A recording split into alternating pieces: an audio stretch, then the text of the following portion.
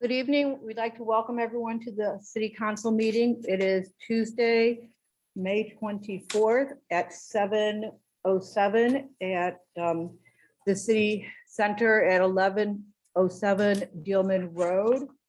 Please take roll call, please. City clerk. Councilmember Clark, Here. Councilmember Knox, Here. Councilmember Waldman, I am here. Chairman Pro Tem Carl, Here. Mayor. Here. I'm here and I want to make a correction. It was 1140 Dealman Road. Next item, please. Item number 2 is communications. Mayor, we received several written communications regarding New Growth Horizons. And then this evening, we have a swearing in of our new police chief.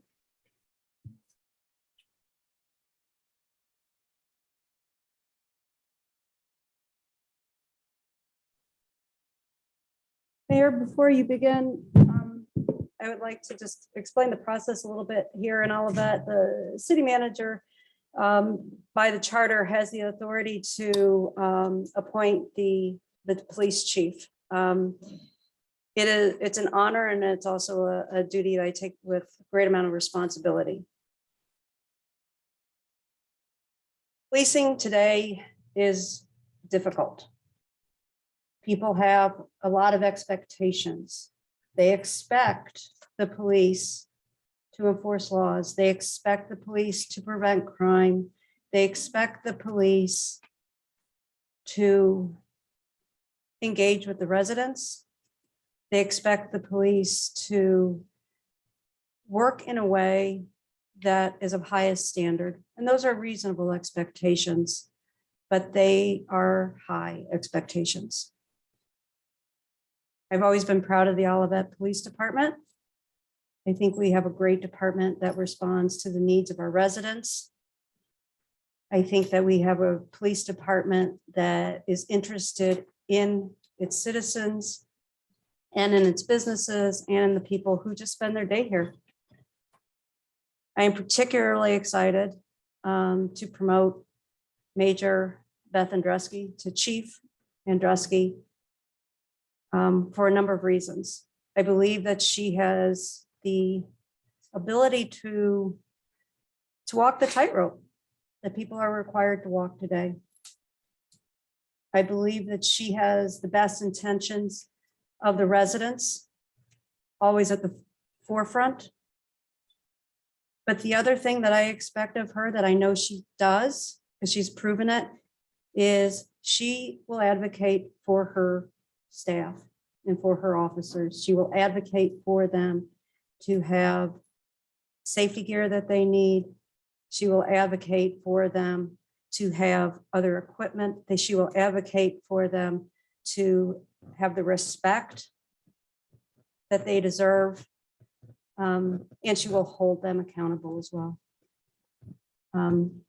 So I am very, very happy to have Major Beth Andrusky being sworn in as the new police chief for the city of Olivet.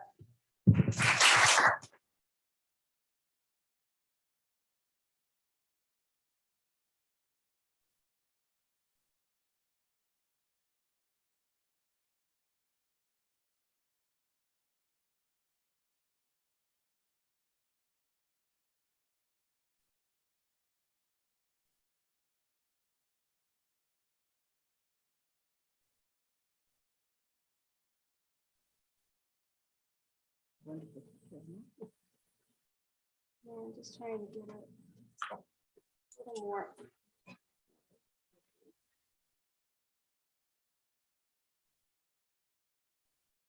About Beth or Elizabeth, but they put Beth in the swearing. That in, works so either way. Beth, you are. I, Beth Andrusky, I, Beth Andrusky, do solemnly swear do solemnly swear that I possess all the qualifications that I possess all of the qualifications to serve as chief of police to serve as chief of police for the city of Olivet, for the city of Olivet, St. Louis County, Missouri, St. Louis County, Missouri, that I will support the Constitution that I will support the Constitution of the United States of the United States and the state of Missouri, and the state of Missouri, and the charter and ordinances and the charter and ordinances of the city of Olivet, of the city of Olivet, and that I will faithfully discharge and that I will faithfully discharge the duties of this office the duties of this office by abiding by by abiding by the law enforcement code of the law ethics. enforcement code of ethics.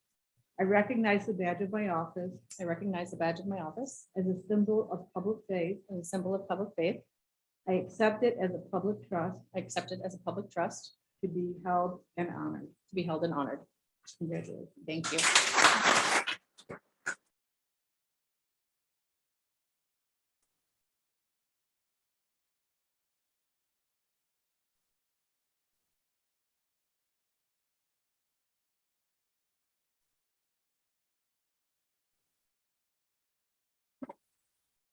My honor to have just sworn in the first female chief of police for the city of Olivet.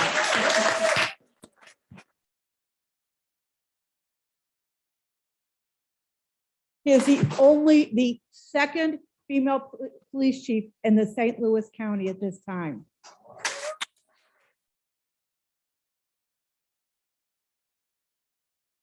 Chief Andreski, how's that sound? You said it perfectly.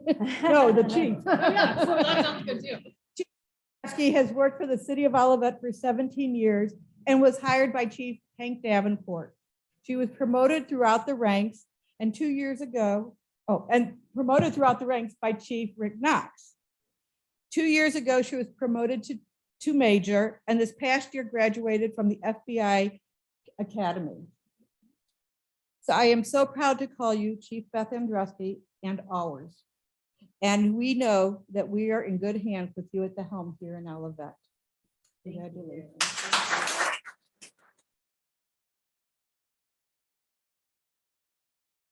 I would also like to recognize this evening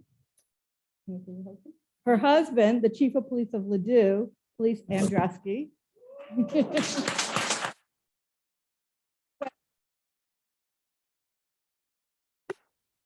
From Creve Coeur, Chief Hartman. Is that the Chief of Police from Baldwin, Chief Schaeffler? The City of Eureka. Wiegand. Sorry about that. The Chief of Police from Town and Country. Haven, can't read your handwriting. And last but certainly not least, the police chief from Frontenac, Gutman, Chief Gutman.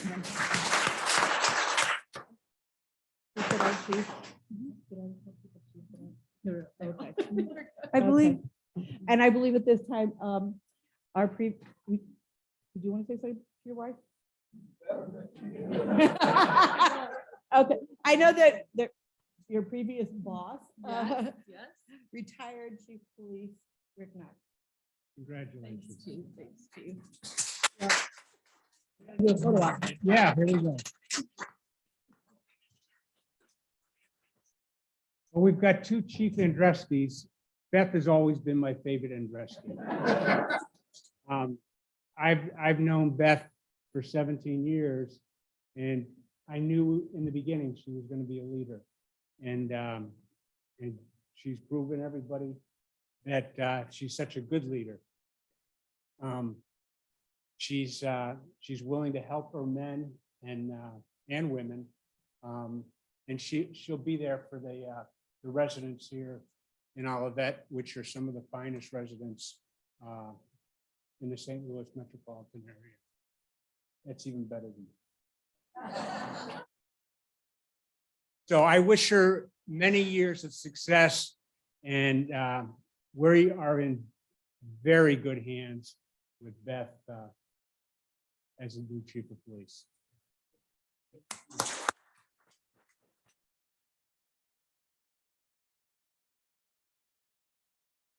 Does your husband gonna pin you? I'm already pinned. Oh, okay. You're You're good? Okay. Yeah. I'll just say a couple. Yeah, words and please. then- Yeah, and then we'll get out of the affair for the rest of the council meeting. So, first of all, I would like to say my family who's all here tonight. My mom. So, to all of our residents here who have teenage children, maybe right now. I was not an easy teenager, I assure you. So it is okay. Things can end up okay. And of course, my husband, who still puts up with me, because my mom doesn't have to anymore. And of course, the city council and mayor. We've always had amazing council members, and the mayor is fantastic, and the city manager, of course, is my boss that I report to. So I think she's the most fantastic. So she's also the one that does my reviews. So we really do just all over all of that. We have terrific staff here, and I could not ask for better officers than I do. We really do have some of the finest officers in the country, and very, very fortunate to have them. We are hiring too. If you guys know anybody, and you want to submit applications, we'll take them. So again, thank you. And the residents, I again not ask for better residents. This is really just a terrific community altogether. So I think I would be remiss if I didn't offer some prayers for the horrible tragedy that happened in Texas today. It was not, of course, what you want to see on a special day like this in law enforcement. And it just goes to show that the work of law enforcement, of course, is never done. And our relationships and partnerships with the people in our community is more important than ever. So we'd just like to offer those prayers for that community. And thank you guys all for being here. I really appreciate it. I think some of you just came for cake. But there's free cake, and I will offer some to you. And with that, thank you again, Barb, counsel or attorney Paul Martin, and thank you all for that. Denise, move it.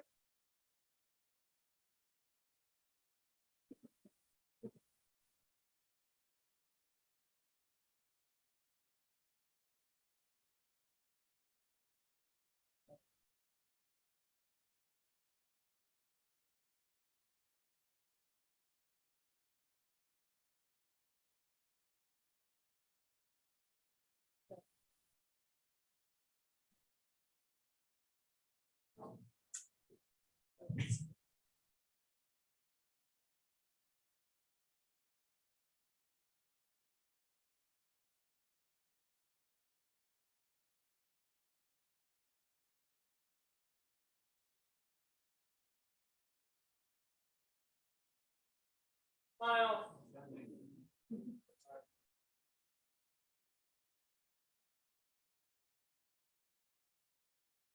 One, all of her brothers in blue. And that you guys are responsible, taking care of them.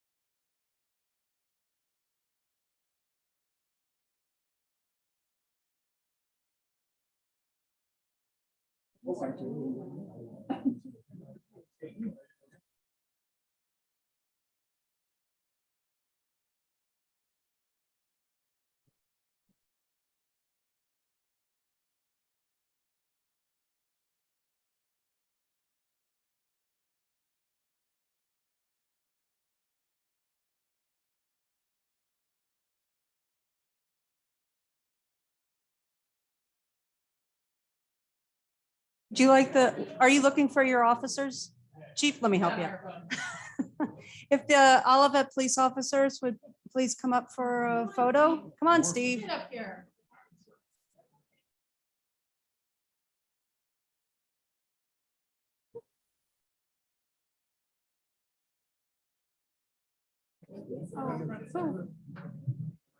Back where?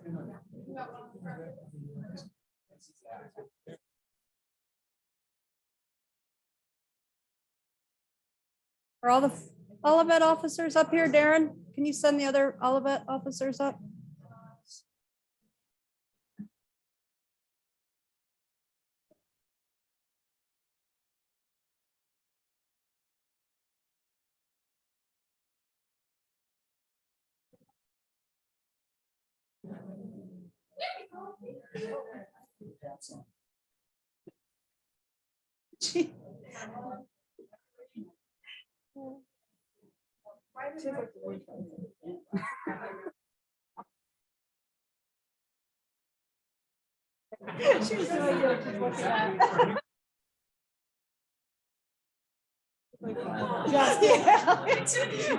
We have no idea what that might be.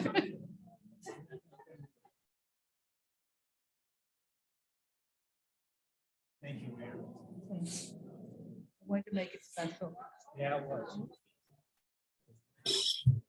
Right now. You're not gonna let it. If Beth Andreski, the chief, is there, I'd like to send my congratulations as well in an effort of appreciation. Thank you very much, Mayor. Thank you, Missy. We're behind in the picture from the screen.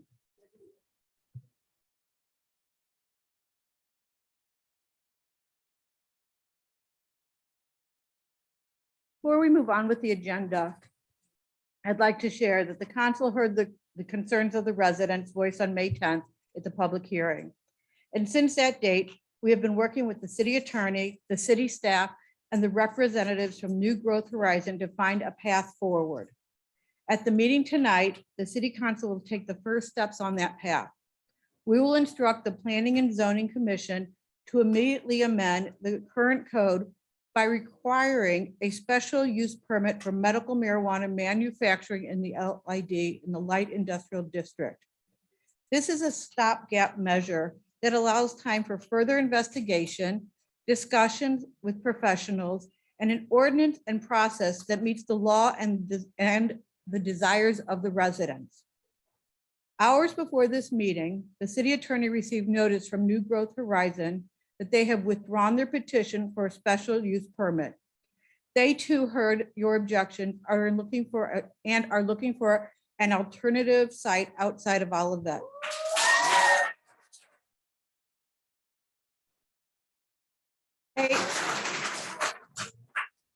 They have stated they are no longer interested in locating in Olivet and will not be pursuing any further permits. With this news,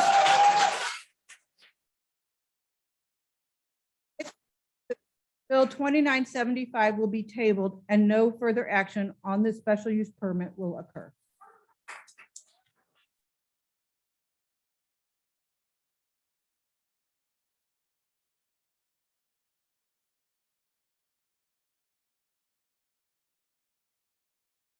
Yes, yes. City clerk, if we'd like to call on the next item. Item number 3 is the city manager's report.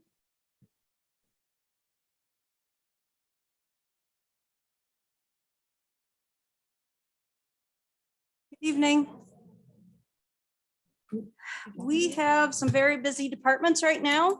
The building department, they are kind of actively trying to balance the increase in commercial development and activity along Olive Boulevard, as well as handling the traditional residential activity that we see during these months. What you have up before you is actually from the Planning and Community Development staff report, monthly report that you find in your packets. Every department does a monthly staff report. One of the things that was not in that report that's interesting is I believe we currently have about 40 residential permits that are somewhere in the process, either of being, they were just opened or they're in the process of being closed. So that's 40 new residential properties that we are, they're occurring currently or in some stage of development here in Olivet. We have some dates up here about openings, tentative openings for some of the new commercial developments. Plant Haven, their site and interior work continues. We have Firestone has a temporary occupancy permit. They're doing the final landscaping, that work you'll see. And they'll be doing that work. Some of that work is in conjunction with Olivet and Bloom. And we always thank Olivet and Bloom for the work that they do and help us with in the city. We're really excited to see what that spot has always been lovely. And it'll be nice to see what it looks like when we have some new plantings and the new fountain. Metropolitan Sewer District, or MSD, awarded to Bates Utility the work for the Price to Pioneer Relief Project. This is from, you can see from the map, it goes on the east side of Dealman, all the way kind of to the, you can see there about that circle at Indian, that's Indian Meadows Park there. This is a pretty big project. They're doing some work on Dealman and, or not Dealman Industrial, on Rock Island Road. And then you can see that long yellow strip. And then they are needing to cross over into the parks at different areas. So this yellow here is the actual relief line. And that will be, that's going to be a big project that's expected to occur in the fall. We've been working with them. I think if people have been following the council meetings, you'll recall Bruce McGregor has been working really closely and has really worked to coordinate the MSD project with our park and with our GRG improvement projects. The MSD relief line at the Lindley Relief Project is in its last segment. That's the section that runs along that southern branch of the Des Peres River. I think they've been doing, Understall has been doing that work, and they've been doing a really nice job as they've moved forward with regard to replanting. If you look, if you're on Price Road and you look at what they've done, what they did kind of last year, and then you kind of have an idea of what it will look like when you're on Dealman Road and you look at that branch. So about 5 more weeks of that project. That too was a huge project and really required the cooperation of a lot of residents. They had a lot of backyards on that project. Then asked a number of times about Dealman Road from Olive up to Page when that's going to be done. This is an STP project or a grant funded project through the county. That's a county road, and it's been in the queue for quite some time. I think it was in the queue when we were looking at building this building. And so they have finally went out to bid, and Pavement Solutions, it was the low bid for that. And that's really mainly just a mill and overlay project. And then the picture that you have is kind of just another example of utilizing some of the conference room space now that we're starting to have people gather and in person again. And this is Bruce McGregor's APWA group, or St. Louis area group, and they do trainings. Bruce is very active in the St. Louis area APWA, and he actually coordinated this training. And this is the conference room that's upstairs that a lot of people don't notice. The police department, they had last week was the National Police Officers Week, and they had the annual memorial prayer breakfast, and that's when they recognize officers who have given their lives in the line of duty. And these are the officers that represented, some of the officers that represented the city of Olivet there. You'll see, we often try to get our new officers or new staff people to go to this, and Officer Christensen is one of our new ones, and also our records clerk, police records clerk, I think also attended that. We had the annual torch run for the Special Olympics, and those are our 2 officers there.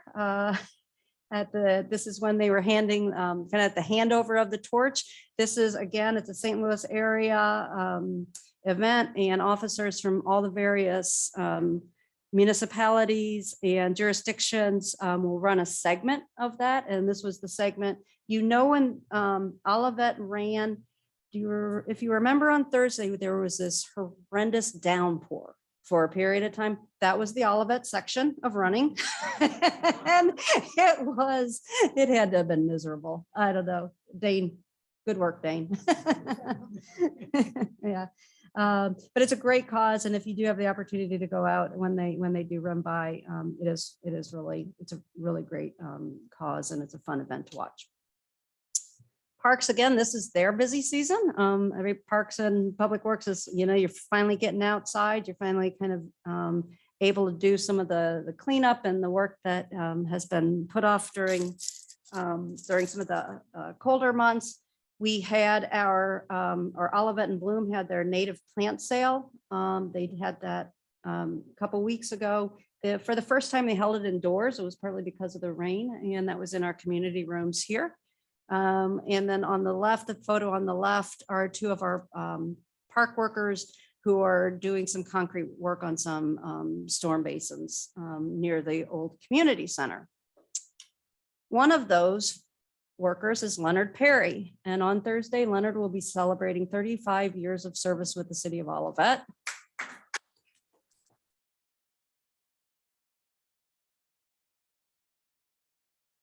It was really hard to find a picture of Leonard where he was kind of facing the camera because he's always doing something. And he is the worker bee behind the parks. I can tell you, we have Hankins Construction working at Stacy Park, and they're now in Villa Park on the park improvements. And we have construction meetings every couple of weeks. And it is not unusual for them to make a comment about the hardworking park workers and how much that they do. So, and to do that for 35 years that's a lot. So a lot of the work that Beverly's been doing, our Beverly Tucker Knight, the Park and Recs director, has been really trying to remove invasives and replant or seed native plantings. And this is an example. They did this. This was kind of last fall. They did these, and you can see it's taking root. And I would really encourage people to go to her monthly report. It has some you really see what's happening in our parks. This is down in Stacy Park. And they're kind of areas you don't necessarily get to unless you're kind of walking down there. But they've really done done a lot of work. Weed warriors, other volunteers, the crews, in trying to remove the invasives and really take back the earth in those areas. So it's been a great job. Last Saturday, again, we had a rainstorm, and it was also our fire truck open house.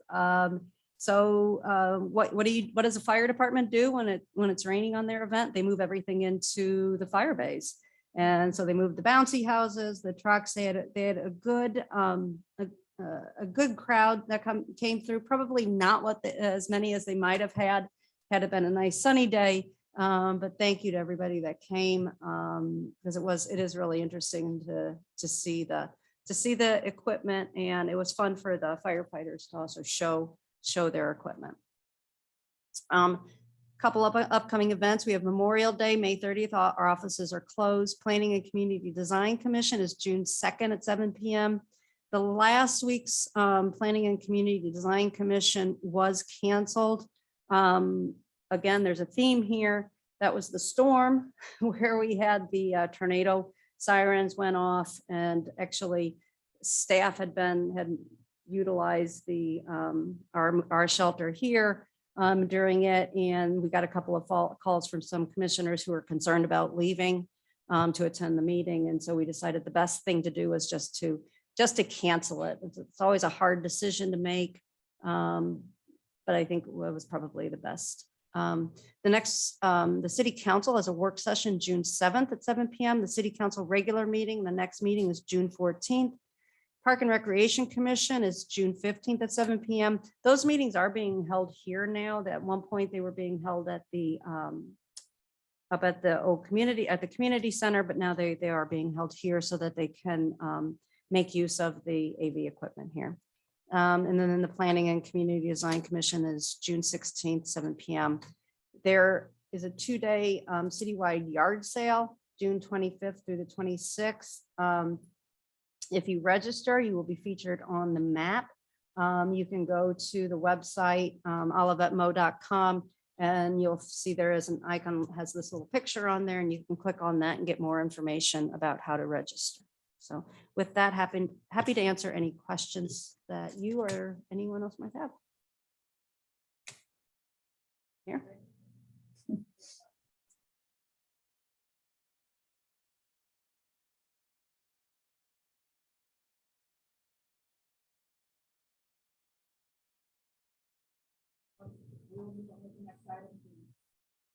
Next item is city council reports. I have nothing to report. Madam Mayor, I attended the Economic Development Commission meeting last night, May 23rd. Unfortunately, we had a few last minute cancellations. We did not have a quorum.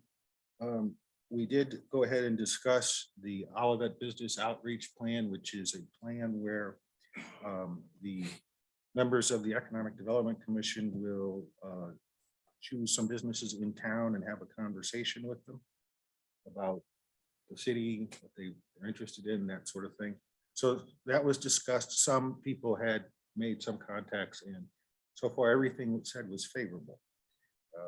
That's my report. Thank you. Councilmember Knox. Yes, good evening.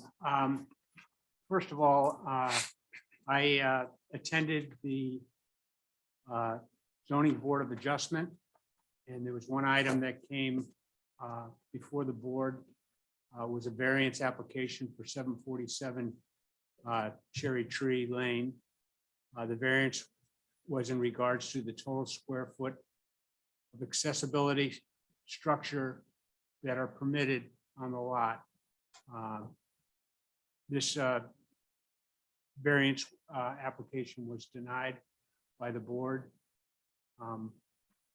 The other thing, I attended the police memorial prayer breakfast where there was close to 1,000 people at this breakfast, with police officers, also officers' families that have died in the line of duty, past and present. And I was glad to be there with our officers here. The next thing that I attended the open house for the fire department this last Saturday, and it was very well attended. They had hot dogs, which they must know that's my favorite food, and so that was good. And that is one incredible fire truck that the city of Olivet has now. The last thing I would like to just, I have a statement to read. I have lived and worked in the city of Olivet for over 45 years, and I love this community. I will protect this city and our way of life with all my heart. Our country, the state of Missouri, has been divided in recent years. 20 years ago, I witnessed our city divided by politics and misinformation spread throughout the city. This city council cares about our safety and our quality life for all of our residents. We have heard and listened to your concerns about this project that was before us, and we are still gathering information and facts before we made our decision. There was misinformation that was put out in flyers, social media, emails that I received, emails that the city council received, and trying to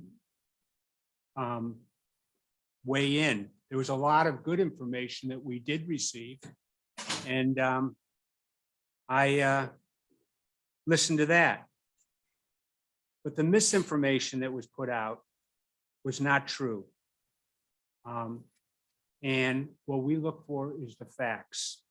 There was good information that we received from you, the residents, that are specialists in some of these fields.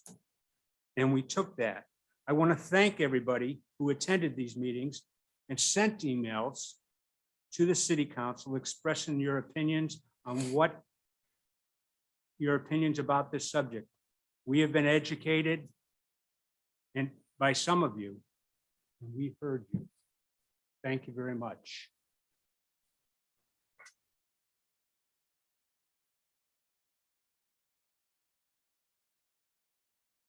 Councilmember Waldman. Thank you, Madam Mayor. As Ms. Sondag indicated, the Planning Community Design Commission last week was postponed due to weather. I want to expand on what Rick Knox said. I agree with everything he said. And if everybody pays attention already, if you hit a blue link, you don't hit another link and another link and another link. You get directly to the page that gives you the information you need. That shows that we're listening. And I happen to have agreed with that individual. Too many links to get where you need to be. But I want to say this, we are appreciative of your participation and discussion. This is what makes a community strong. As Rick said, this was done 20 years ago. It is time to re-engage the community into the priorities of the comprehensive plan. The city will exercise multiple formats to gather input. Please stay informed through Twitter, Facebook, Nextdoor, your Olivet website, and newsletters, and informational yard signs. We do have a comprehensive plan that we are going to be relooking at. And the large attendance to this public hearing, I hope to see even larger attendance as we begin the multiple formats of gathering information as we work on our next strategic plan. So as everyone said, kudos to those that came and spoke. Kudos to those that sent emails, and we do listen. So I hope to see you all as we work on the comprehensive plan this year and next year. Thank you, Madam Mayor. That is it.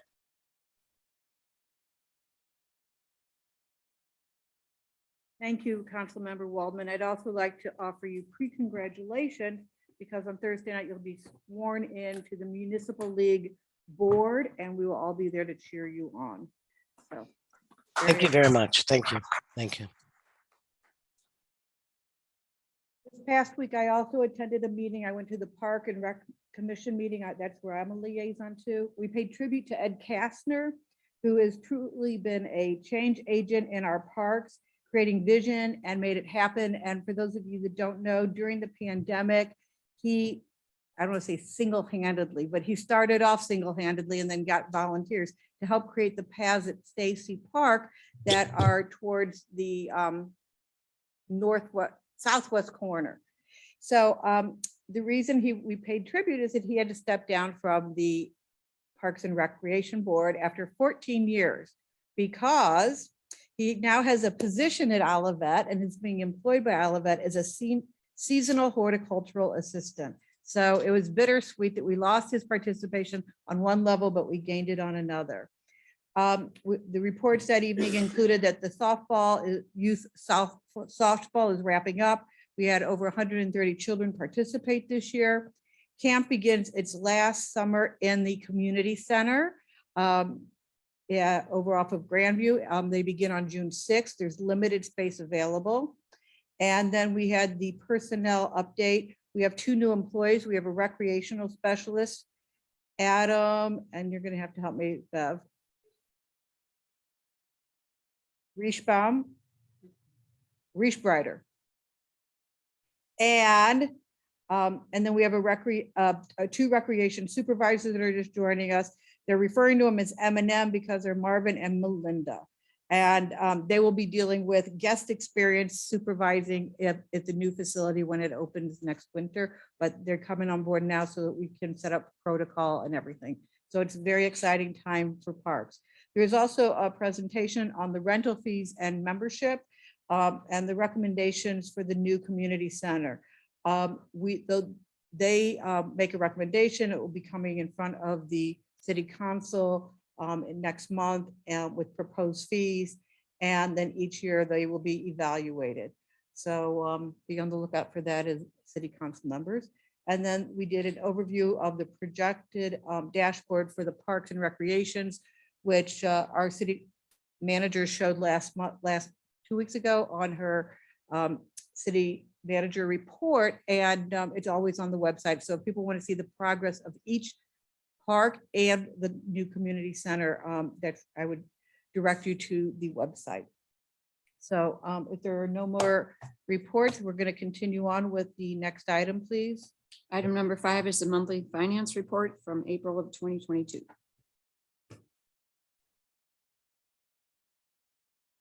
Good evening, Mayor and Council. Little does everyone know, I've never shared this with anyone. I prepared 2 reports. There's one that's a large audience report, and then the other one's a small audience one. So when they all left, we're gonna get the small audience report, okay? So through just a couple months left in our year, our revenues are above our expectations, 121,000 in our general fund. And again, this is about 9.3 or so million dollars in total. And we're pretty close there. Expenditures down, or sorry, below our expectations, about 339,000. So that totals a $461,000 total favorable variance. The majority of this in our expenditure column is from personnel related costs. The city of Olivet is in what we hear a lot of in the news. It's not escaped a lot of these vacancies. And that accounts for somewhere in the neighborhood of $220 some dollars of that $339,000. So with that, we're right on target with most of our revenues, and that's important as we move toward the next year of our budgeting, which is our fiscal year ends on June 30th. So we just have a couple 30 something plus days left. We'll be talking about that. We have had our budget workshops, as everyone at the council knows. Our sales taxes are good, but fading a little bit. And if we go to the next page, you can kind of see that the chart that we've been following. One more page there. We're looking at the bright orange line in the middle is our fiscal year, and we see we're almost there. Then we get a snapshot in May because we have received those that money, and you can see it's tepid. And so we are meeting our expectations where we thought, but it's something to pay attention to. There's not going to be a lot of increase in that sales tax category again going forward. But the remainder of our sales taxes are, other revenue sources are holding out okay. I don't have anything else to add there. I'm more than happy to answer any questions, but we can keep this moving along. Any questions? Great. Thank you, Mr. Mann. Thank you. Next item, please. Item number 6 is hearing from citizens. The rules are the same as they've always been. It's 3 minutes maximum. You cannot share your minutes, and we ask you to stay within your 3 minutes. We will call out 1 minute just to help you along. We don't normally do that. And there's a lot of people that left that did turn in cards. So if I call someone and they're not here, then we'll just move on to the next card. I do have 30 something cards, so we'll see how that goes with the number of people that have left. Otherwise, like we said earlier, we thank you for taking the time to come up and speak. If you feel that someone has made your point and that you want to pass, that's fine as well. The only thing we do ask is for respect and not to be shouted at. It'd be nice just to say it. You also, if you form it in the way of a question, we don't answer questions at this time. We're just here to listen. So you saw how government worked to your advantage the other night by speaking to us, and we didn't answer questions, but we heard you and we'll continue to hear you. So with that said, I'd like to call on Mr. Burdish, who's been one of our staples in coming to our hearings from citizens. Thank you. Please state your name and address. Mr. Burge. Put it on, there you go, I got it. Warren Burdish, 8829 Chisholm Court. On behalf of the community, we really appreciate the council's decision because we are one Olivet strong. We appreciate your decision. Thank you.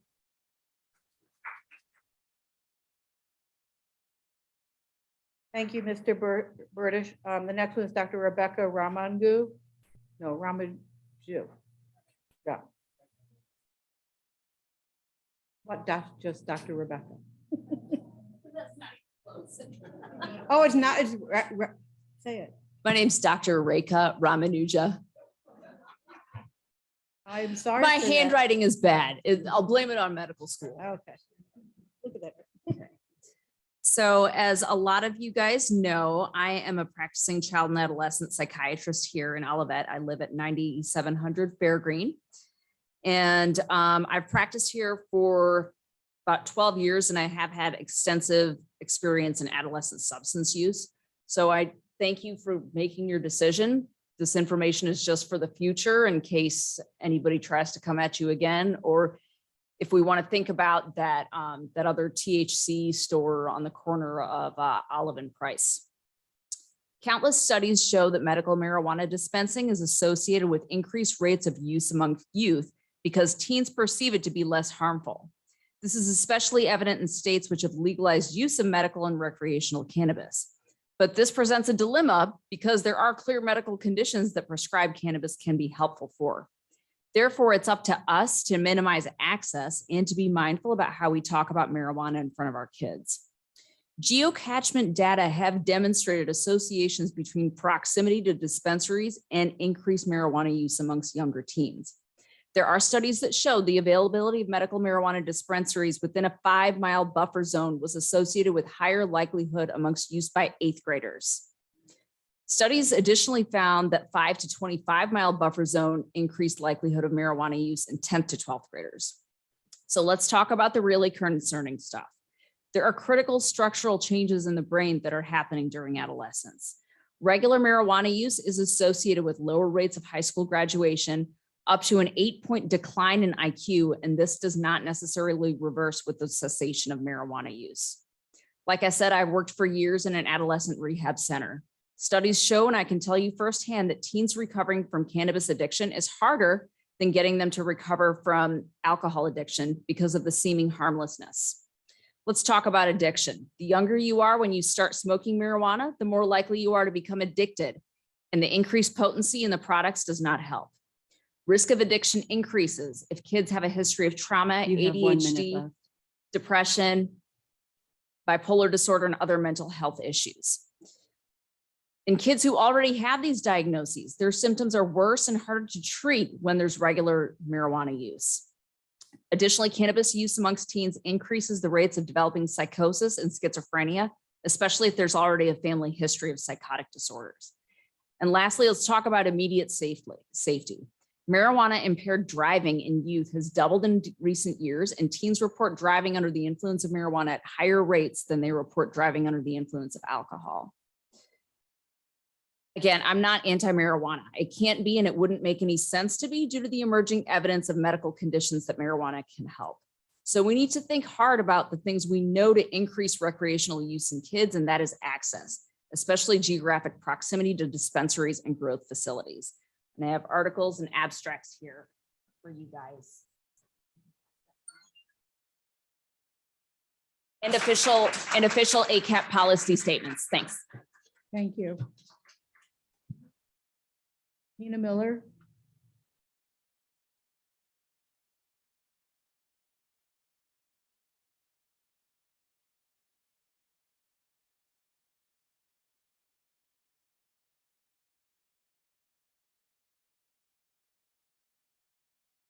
I'm Nina Schatzkammer Miller, 36 Pricewoods. I'm so thankful that you heard us. You heard from the lawyers, the scientists, the doctors, the professors, and many other well-educated residents of Olivet. I learned a lot about marijuana processing, but it's really very simple. I went to 2906 Rock Hill Industrial Court, and each time I went there, the smell was overwhelming. I wish I could say this is over, but it's not. We need to have in place some regulations to see that this kind of argument doesn't happen again. We know from the state constitution that any ordinance enacted only has to be reasonable.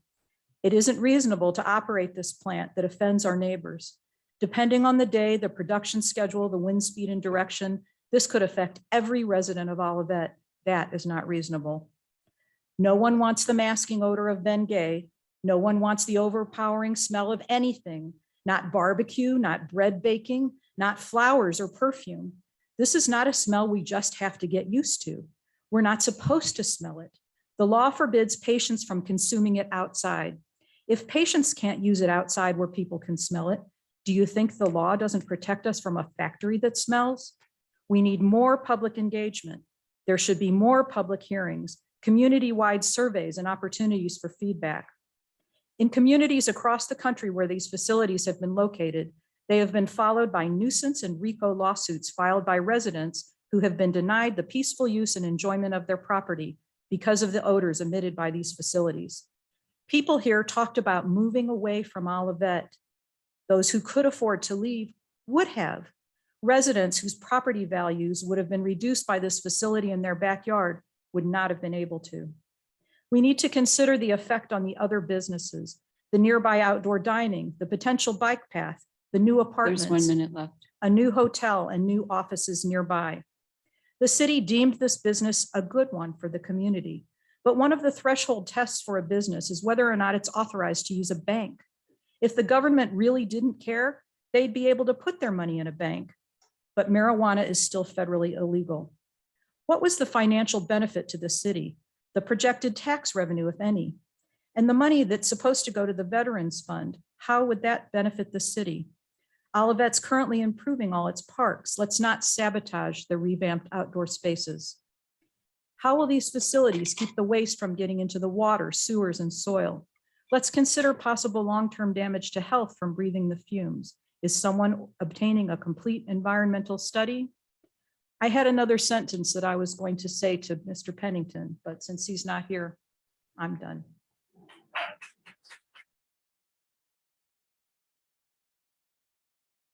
Jay Wang.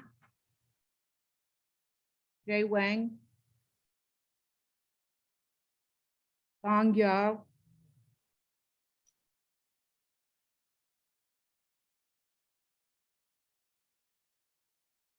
First of all, I want to thank the city council and for the decision. And also I prepared some slides, and thank you for Barbara already distributed and for you. And so today, and what I want to do is just to give you some analysis that I did about the impact of marijuana facilities on property values, and just for future reference. And so first, I have been trained as an economist. I've been working in the field of economics and data analytics for nearly 20 years. I'm currently a professor at WashU, and in this coming June, I will also be a principal economist at Amazon. So within my expertise, and I did some analysis, and what I did is I consider the overall economic return and for a marijuana facility for our community. And on the positive, of course, we'll have additional revenue and for tax and also job opportunities. But if we consider about the negatives, and I can think of many, right? And such as the health impacts, the impact on our police force, the additional toll, and such as additional nuisance related crimes. And also other business in the vicinity, their revenue may get a hit. But more importantly, and I think I will focus on the property value and the tax revenue implication for all of it.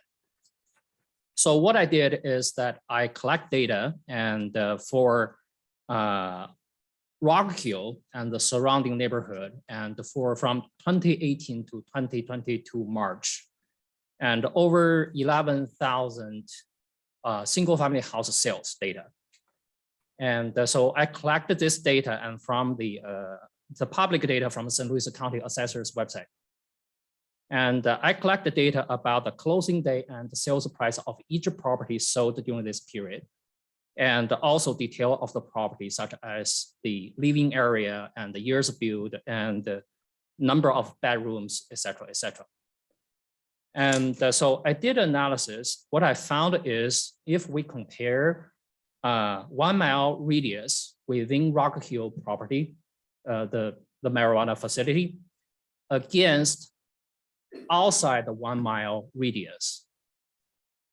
after January 2021, right? By the way, and the January 2021, it was because the marijuana facility was approved to operate by Missouri and in December 2020. So I start to compare the sales price of the properties and starting the January 2021.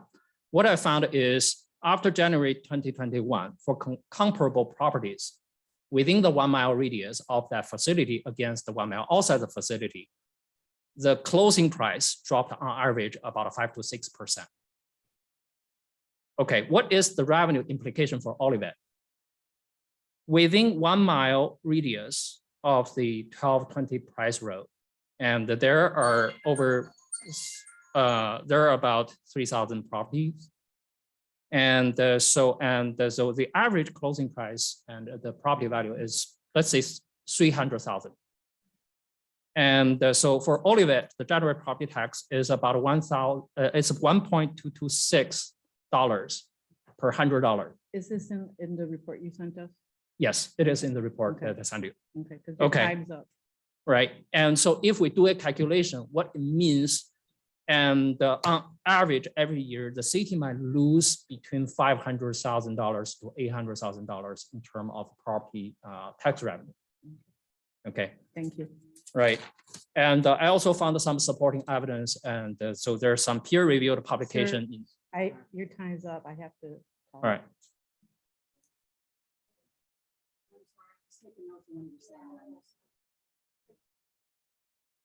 Yeah. All right. So I'm just a But we- quick one but- thing. Okay. We all have a copy of the report. Okay. Thank you very much. Thank you. All right.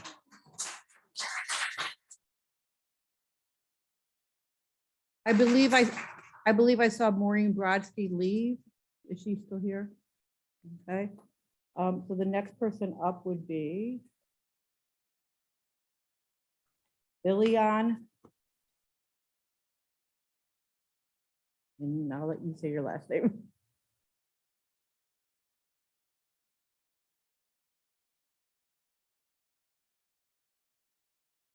Evening. Mayor, council members, my name is Ilian Zhelaskov, and I live at 729 Cherry Tree Lane. I'm here tonight as a resident of Olivet and a member of an organization called Clean Air Olivet. I just wanted to introduce that at the beginning. Our group exists to coordinate the groundswell of public concern about the hazards associated with medical marijuana growing and manufacturing facilities. At May 10 meeting, large numbers of Olivet residents voiced their concerns with passion and enthusiasm. We're grateful that you voted to continue discussing this topic and listen to us and listen to our concerns. Over the past 2 weeks, our group has worked together to conduct extensive research into the topics of medical marijuana, growing and manufacturing facilities, examining the science, evaluating the law, and identifying opportunities for action.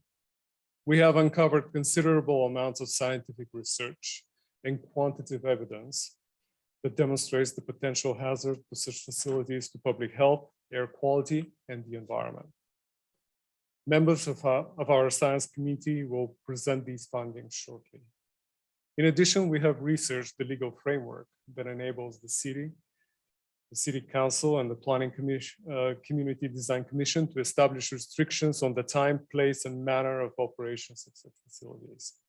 Our findings are consistent with Missouri Constitution, Article 14, and members of our legal affairs committee will present that information after I finish.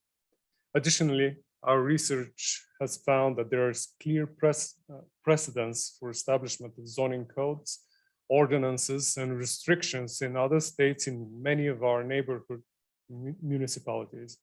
We will present 1 this minute left. information to you to highlight restrictions that would like to see the council and PCDC put in place. Finally, we will outline the substantial impact that your actions will have on nearby residents in our entire community. For good or bad, how you decide to act will have a ripple effect throughout the community, impacting civic pride, public trust, and community well-being. We hope that our presentation tonight makes it clear that our group, Clean Air Olivet, is working tirelessly for the best interest of the city of Olivet. We're all informed on the topic and are committed in our effort.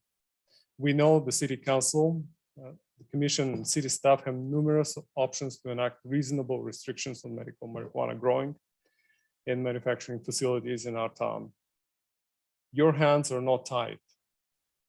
We urge you to listen to us tonight and to take immediate actions to protect the health and well-being of our community for now and for the future.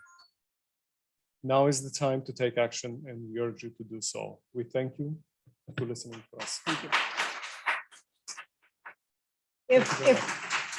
If we could have a copy of that, that means Denise Yes. would not have to be jotting things up so fast. Is that possible? Okay, great. Okay. The next one, what? Annie, right? Bocetti like spaghetti. Thank you.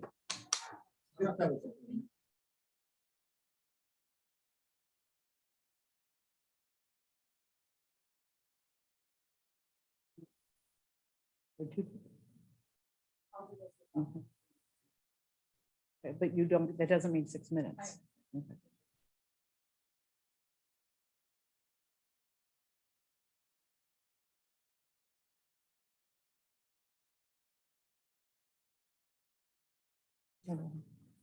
Hi, my name is Annie Bocetti. I live at 8937 Iroquois. I moved here in 2018 for the same reasons that most of our residents have chosen to live here. So as you know, we've prepared a presentation about our mission. I'm going to leave out the first part because it's not relevant anymore, but I will include the significant scientific findings that we've come to discover. I practice behavior science, so this is new to me. That's why I have my wonderful neighbor who is a scientist in plant science to back me up. I'm just going to highlight the scientific points that we found that are most relevant. In the cultivation process, there are three main sources of pollution to be considered when manufacturing marijuana. These are biogenic or naturally occurring volatile organic compounds, pesticides, and fertilizers that enter the air and water. 2, cannabis plants emit a significant amount of biogenetic VOCs, a total of 233 different VOCs. These VOCs are largely responsible for the smell that comes from marijuana plants. A-pinene is a terpene. Oh, and terpene are two of the VOCs most responsible for the smell that are also known to create irritation of the skin and respiratory system. Phthal and disulfides found in the cannabis plant are also known to be toxic substances. 3, the emissions of these biogenetic VOCs have been shown to create significant indoor air quality issues for those working in those growing facilities. 4, pesticides and fertilizers applied to cannabis plants during the cultivation make their way into the water without restrictions and pose significant risks. There's 1 minute left. To the water and aquatic systems. Pesticides and fertilizers applied to the cannabis plants during cultivation. Okay, sorry. In the extraction and processing process, there are additional chemicals used including highly toxic, hazardous, and flammable solvents. There are additional environmental considerations and hazards associated with cannabis cultivation. These include high water demand, water pollution, high energy consumption, leading to greenhouse gas emissions. 7, additionally, cannabis plants have the ability to absorb and store heavy metals, leading to additional health and environmental concerns when considering their waste and disposal. 8, finally, we have engineers on our team who have evaluated the schematic design and odor mitigation plans proposed previously to us, and it was found to be exceptionally insufficient for the process that they had outlined for us. I have copies of all the scientific literature to back these up. I would like to submit them. Thank you.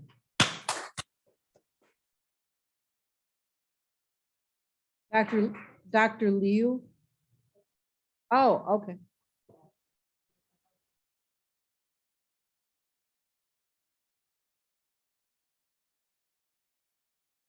Hey. Yes, Oh, yes. okay. Yeah, thank you. Last time I talked 3 minutes about the oiling, about the cell, and the charcoal, about the filter. You know, I'm from China. My English is not so clear, but my logic is clear. Yes, so first, in front of all the officers, do you allow me to smoke in this room? Why not? Can I? Is that okay? No, I do not. I will obey the rule. Do you think that smoking is good for my health? Why not? I have a filter.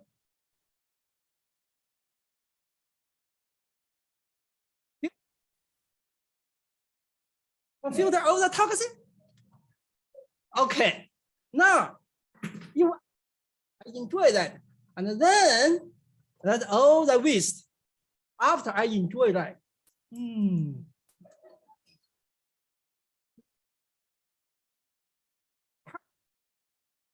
I think there's no impact for the public.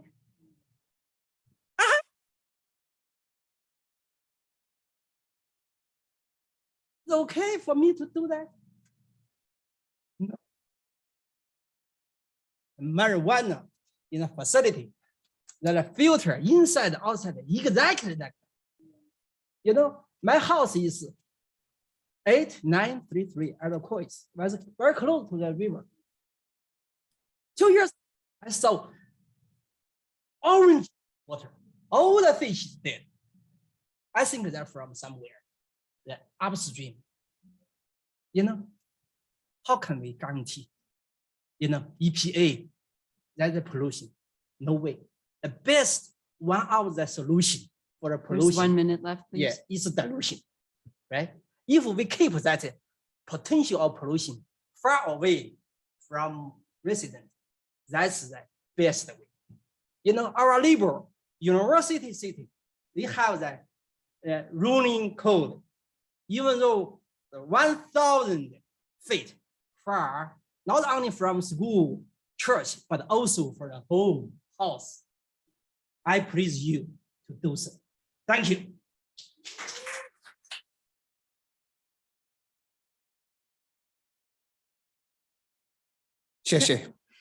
Shante Cross.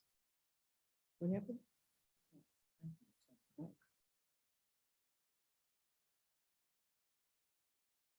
Shante Cross at 1106 Olive Village Court on behalf of Clean Air Olivet.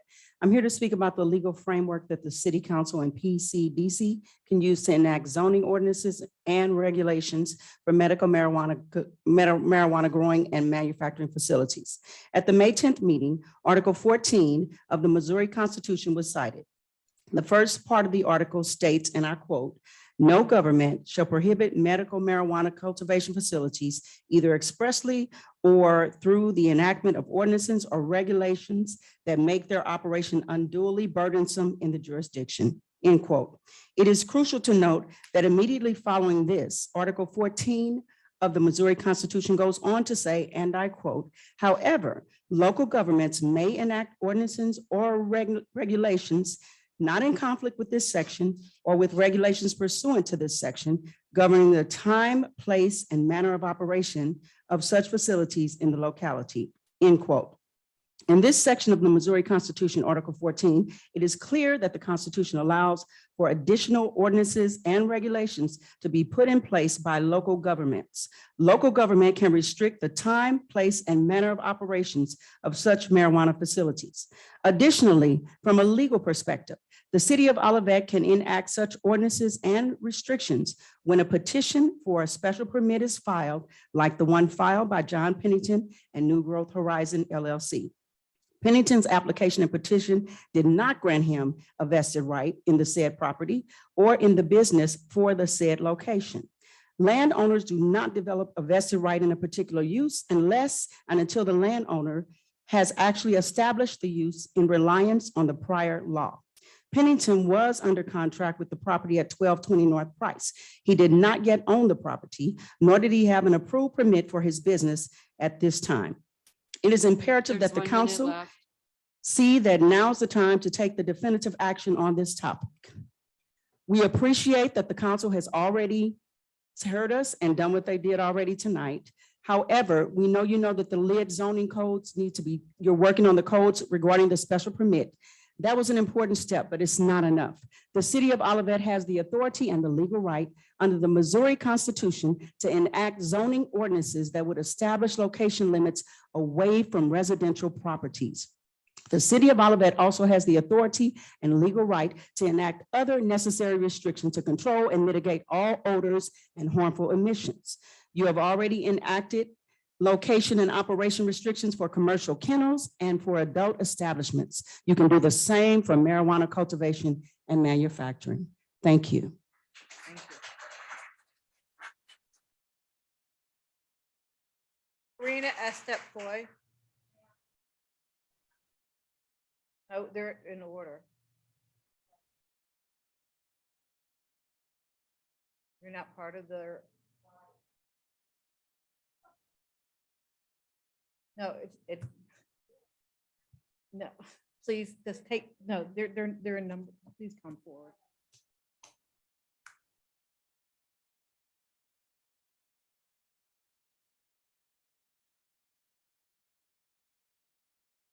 So I'm Karina Estep Foy, and I live at 3 Glen Mary Road in Olivet. And I'd just like to take a moment to thank the city council for doing the right thing for our community.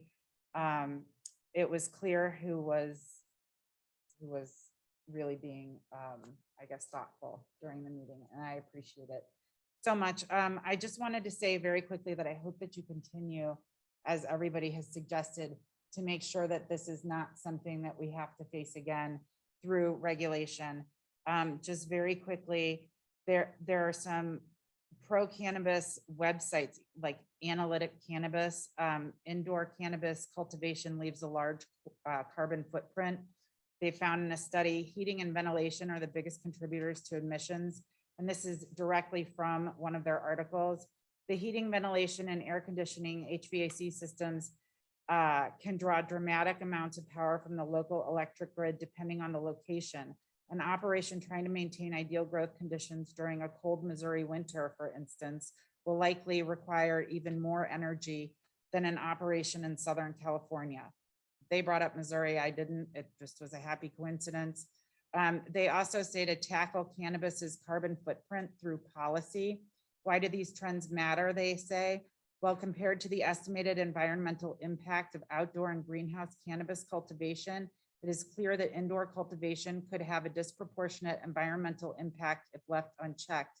And based on preliminary results from another study the CSU researchers are working on, they also estimate that the greenhouse gas emissions per serving of cannabis are significantly higher than per serving of beer, spirits, cigarettes, and other legal substances.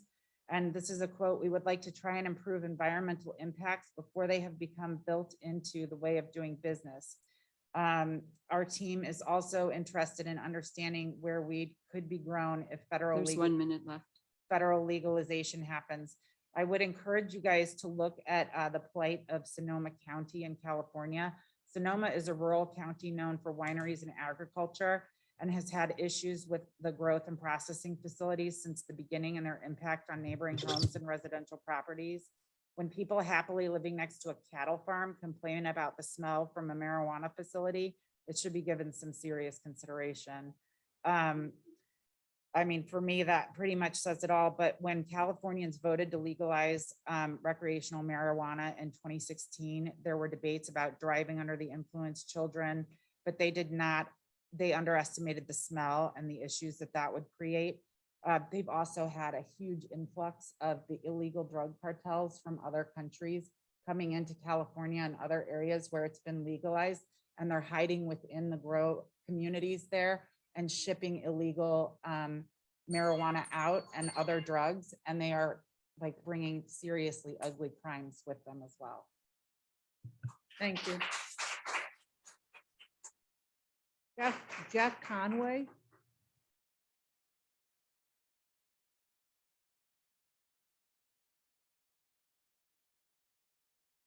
Hey, good evening, and want to thank the city council for listening. And in the spirit of that, wanted to share some of what we've learned, looking at some zoning laws and how some other communities have addressed and created a plan going forward for marijuana cultivation and processing. In Douglas County, Washington, and I will quote, marijuana cultivation facilities shall be equipped with a proper ventilation system that filters out the odor of marijuana so that the odor is not capable of being detected by a person with a normal sense of smell at the exterior of the premises. Whatcom County, Washington, and Topsfield, Massachusetts have similar no odor guidelines. Billings, Montana says such structure for marijuana processing and cultivation will be outfitted with the best available odor control technology. They had specific plans, they had measurable plans. What about closer to home? Looking at the zoning code in University City, no detectable odor outside the premises, and the facilities had to be 1,000 feet from residential property. To our west, Creve Coeur also had the standard, no detectable odor. Compare this to the wording of the odor mitigation plan in the special permit that this council was asked to consider. Talking about to minimize odor, the operator shall make commercially reasonable efforts to minimize odor as provided in this plan. Should operators so comply, operators' use of the facility shall be presumed not to be a public nuisance. Some of the energy from the community was based on the fact that there was not a very specific or measurable standard. Any amount of There's effort 1 minute could left. meet that requirement. And by specifying a presupposition of not being a public nuisance, there would be no ability to enforce even the worst of operations.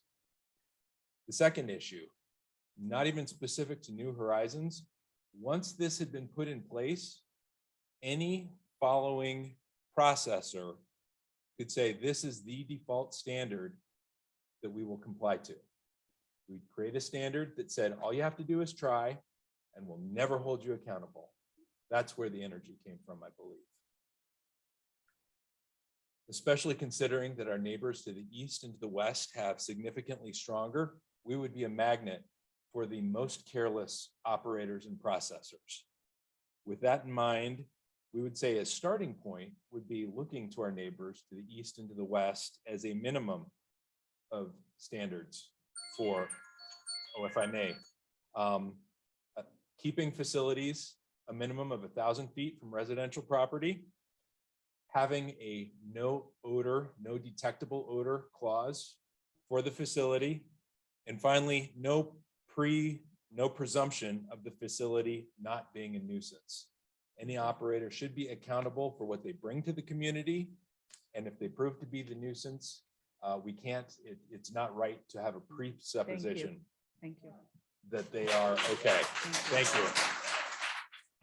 I have copies of the zoning rules for Creve Coeur and for University City. Thank you. Thank you. Leah Silverman Bernstein.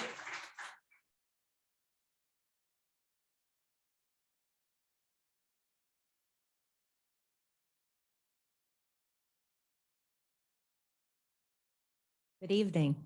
My name is Leah Silberman Bernstein. I live at 8822 Iroquois. And I serve as the chair of the Board of Trustees for Arrowhead Park Subdivision. Thank you,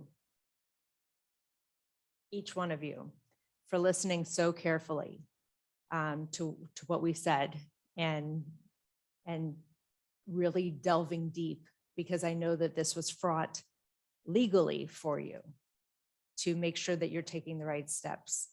The reason why we're continuing with our presentation is because we are one Olivet, as Morty Burdish said. And we want us to be prepared going down the line for what will come next, because it will come. I want to speak specifically about the impact and the spirit of my neighborhood in Olivet, Arrowhead Park subdivision. Where I was born, it's where I was raised, and it's where my children are growing up. My parents each served as trustees on the Arrowhead Park Board. Over the years, our neighborhood has become even more diverse, racially, socioeconomically, internationally, and more. And I understand that there's a plan in the strategic plan of Olivet to be even more diverse and equitable across Olive Street Road. Our neighborhood has recovered from a lot of difficulty, particularly in the 90s, over the whole Walmart thing. Y'all remember.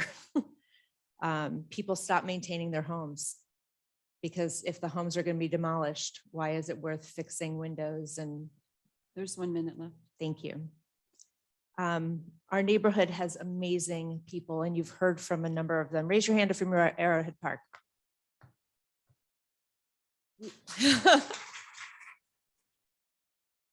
And Marian Zide, I'd like to point out in particular, Irv Zide was her husband and mayor of our community for a long time.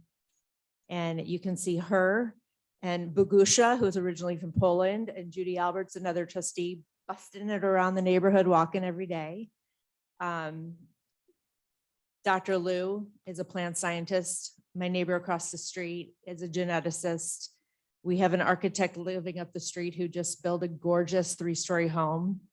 If you haven't seen it, it's worth the drive. Wayman, yeah. And I was going to start and end with saying hello and thank you in 5 of the languages that permeate our neighborhood every day. So with that, I'll just say thank you. Thank you.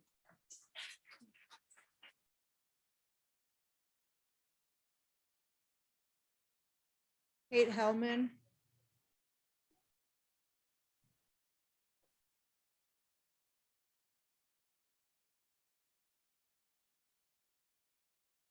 Hello, my name is Kate Hellman and I live at 800 North Price.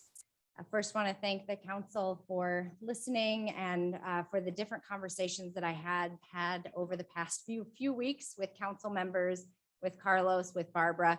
I really appreciate the efforts that were made to work with our group. And we are still here because we do believe that there is compelling evidence to motivate the city council and the PCDC to take clear and distinct steps in response to this issue. The work doesn't end tonight. You have heard the science that demonstrates the hazardous and harmful effects that marijuana cultivation facilities have on human health, air quality, and the environment. This scientific evidence demonstrates the importance of careful and thoughtful consideration by the City Council and the PCDC. Now is the time for the City Council and the PCDC to develop a thoughtful and thorough approach to how you will regulate this type of business and this particular industry. Setting up zoning codes and ordinances that regulate this type of business is necessary for the protection and benefit of our community. As you have heard, you have the right to enact such regulations as established by the Missouri Constitution, Article 14. You have the example of precedents already set by neighboring communities to help guide your efforts. You have the responsibility to look out for the best interests of this community.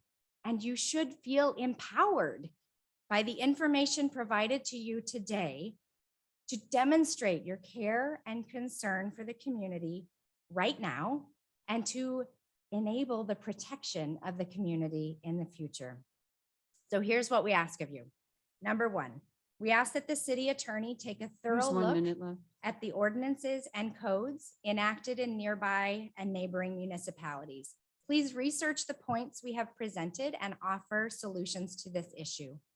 Number 2, for the City Council and PCDC commissioners, adopt an ordinance with regulations and restrictions for marijuana-related uses.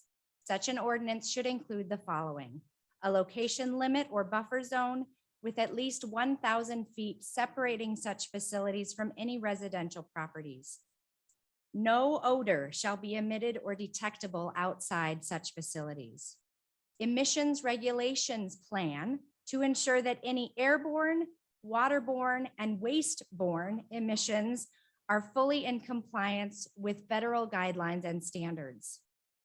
The adoption of such an ordinance needs to happen before any special permits are authorized. Such an ordinance is of the utmost importance now and for the future. Thank you to all of the members of Clean Air Olivet for your amazing work and support these past 2 weeks. Thank you to the council.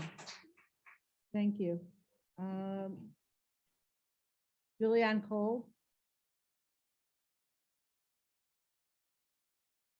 Okay. Not here. Larry Koenig.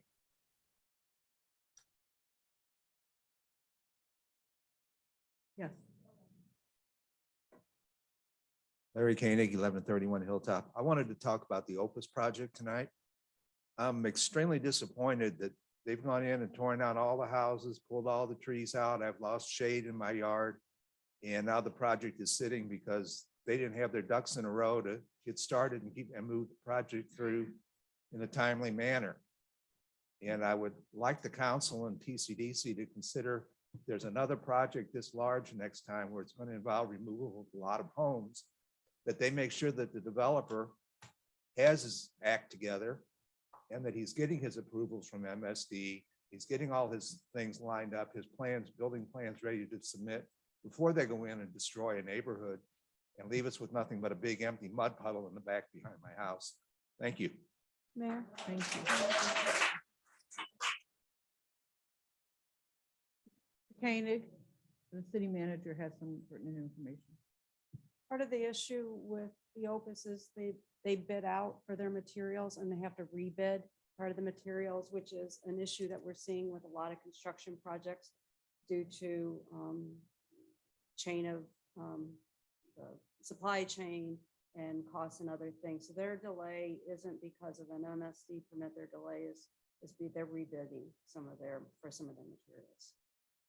It is, we are disappointed as well, but I can understand having our own large projects that's happening.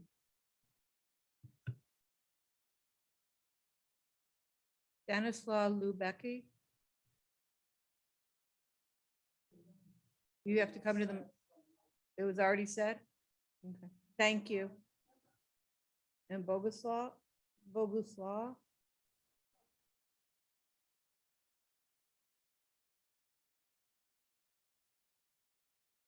My name is Bogusława Lubecki. I 1210 Arrowhead Drive.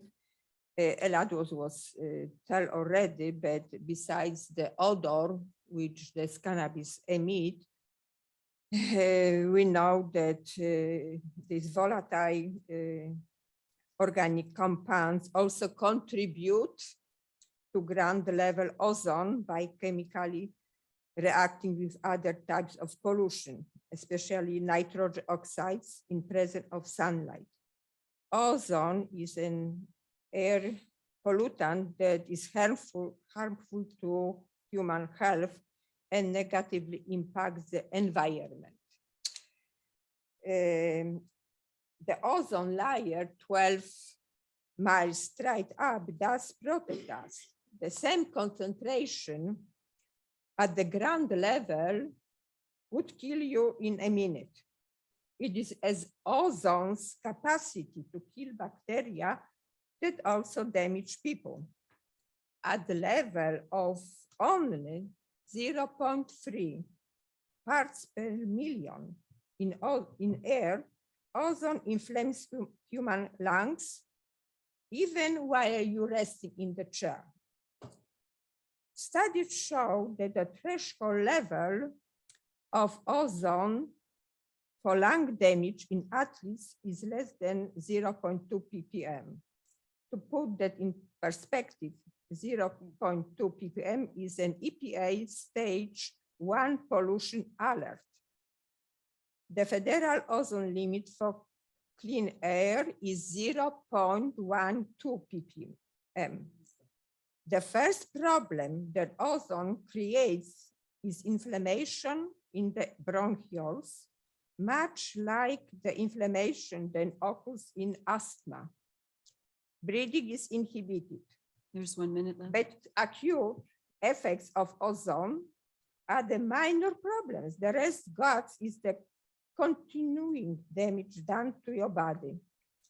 Ozone damages the tissue, thus generating free radical chain reaction, damaging bronchioles in the lungs by attacking polyunsaturated lipids in cell membranes and damaging and killing red blood cells by generating hydrogen peroxide in the blood. Those are long-term effects that can hurt performers for weeks, allowing even a few days of ozone exposure.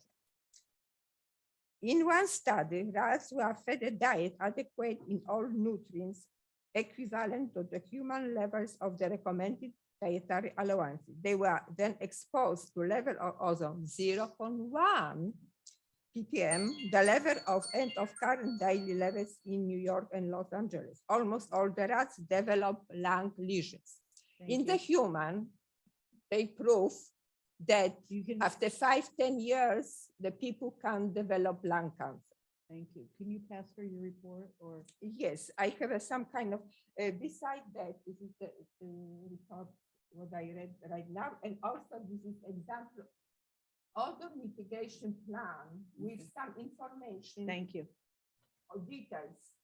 Great. Thank you very much Thank you. for the resources.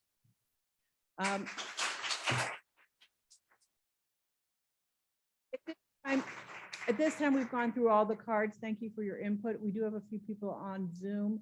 So I'm going to ask the city manager to bring the members from Zoom that have raised their. And I bet their hands are tired from being held up for so long. Bill Hanson, I'm going to be promoting you to panelist.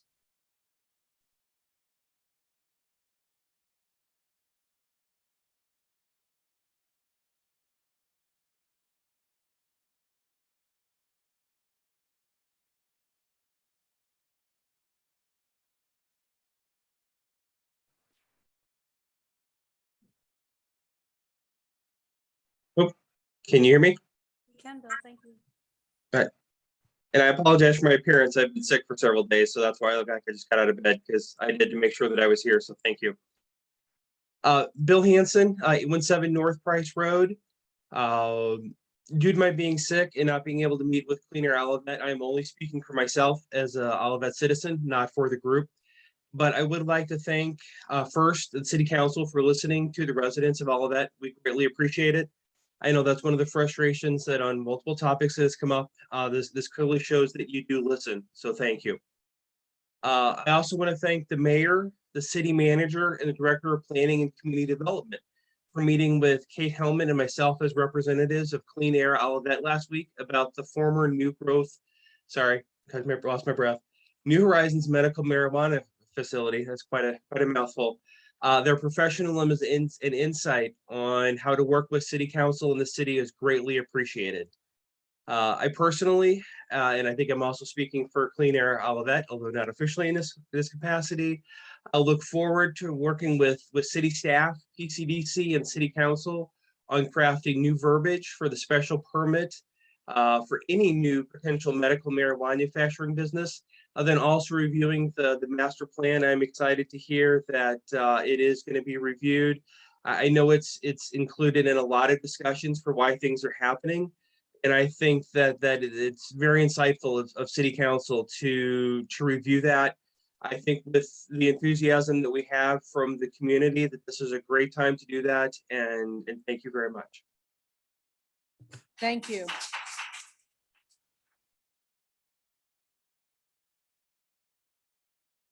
At this time, we'll be moving on to item number 7. Item number 7 is Bill number 2975, an ordinance authorizing a special permit approval for indoor medical marijuana cultivation and medical marijuana infused products manufacturing at the site grounds addressed as 1220 North Price Road. I'd like to hear a motion. Madam Mayor, I'd like to make a motion to table Bill 2975 and direct the Planning and Community Design Commission to review and amend current light industrial district language to require a special permit for indoor cultivation of medical marijuana. Second. And direct staff to hire an industrial hygienist to provide guidance on addressing potential odor issues associated with the indoor cultivation of medical marijuana at a cost not to exceed $10,000. Second. Now that the motion's on the floor and there's been a second, would any council members like to comment? So things change rather quickly, as you know, and I didn't find out about this till 4:30 this afternoon. So I didn't really have a chance to totally prepare. I did try to listen to, I do believe the council and the citizens were never quite that far apart. You may not believe that, but that we were simply trying to execute it under a different framework. Okay. And the reason for that is that it's difficult to prosecute things under the nuisance code. Okay. And city's ordinance doesn't mean that will rule. Creve Coeur can pass an ordinance. We can pass an ordinance that says no smell beyond the boundary. But if that is not possible with current technology, right, it seems like the Missouri Constitution overrules that. Okay. And so if we did this under the nuisance code, it would ultimately be a judge that decided what the standard was. We could put anything we wanted in our ordinance, and the judge could come back and say, no, that's too restrictive. We don't know in advance. Okay. What we were trying to do is come up with a better regulatory framework for enforcing this ordinance. And you were correct in that there were no specifications so far in being specific, but where we were going to put those specifications were in the odor mitigation plan, which would have been adopted by special ordinance. Okay. That would have, under the special permit plan, and again, I'm speaking somewhat legally here, and I'm not a legal expert. This is what I believed as we were going forward. But if you issued that ordinance as a nuisance, then they could simply take it to court and the court could find that it's not viable. Whereas as I understand, under the special permit, it is simply up to the city council to decide whether they're following the special permit or not. It's not a court, it's the city council. And then we can revoke the permit, in which case they would have to stop operation before it ever went to court. That's what we were trying to do. Okay. It exercised the maximum control given the legal framework we had. Okay. New Growth Horizons withdrew, which, you know, is under the indication that was such strong community opposition that we may in fact even vote no, even though it wasn't our legal position. Now, why would we make that sudden change? Well, I really didn't know the level of opposition till the last meeting, right? Yes, some people came and opposed it during many of the other meetings, but not at a level that made me feel I could even consider, and I'm not saying which way I would have voted, but I wouldn't even consider putting us in legal jeopardy, okay? Whereas this really did, right? Did the citizens, I don't know. I still don't know if it's a prevalent opinion throughout all of that, but it is, and I'll tell you why. Because when the constitutional amendment went in, all of that supported 76%. And Hilltop Precinct supported 81%. Now, I didn't decide to bring in this facility because of that vote. but I did know that was the vote of Olivet, right? Okay. It was not until people showed up at that meeting and I had any idea there was anywhere close to this much opposition in the community. And I want a united community, right? I honestly don't think those who are for it have the same level of emotion, right? And so unfortunately, that's what you do when you're in the city council. You try to balance that position. Okay, but for the first time, I think we have an opportunity to really bring the city together under this because you did get organized. You are going to do a new strategic plan. And again, that's not a result of this. That's been something we've been talking about for some time. It's been worked into the budget. So I really want you to understand that we were not just trying to force this. It is not for economic reasons. You heard our report earlier. The city's in great shape economically. This was not the size of a project that we would have had. We were trying to accept for economic reasons. We felt it was purely a legal. Again, I can't speak for it. I felt it was purely a legal perspective, and I had to vote a certain way, regardless of what I think of medical marijuana. Okay, I do know that the trend in the country is it's being approved, right? There's talk at the federal level of approving it. There's talk in Missouri of having it on the ballot as recreational. Those were my impressions prior to the meeting, right? And that's what I was basing things on. Okay, so I just want to make that clear. I was not, and I guess I'm addressing this because I felt like a lot of people at the last meeting did maybe imply we were operating in bad faith. Yes, we can't do this. We can't do this. Yeah, I know. I'm just not thinking. So, yeah. So I just want to let you know that that's kind of where we are. And we're in agreement. We wanted strong standards, but we wanted standards we could enforce. That's where we were. Okay.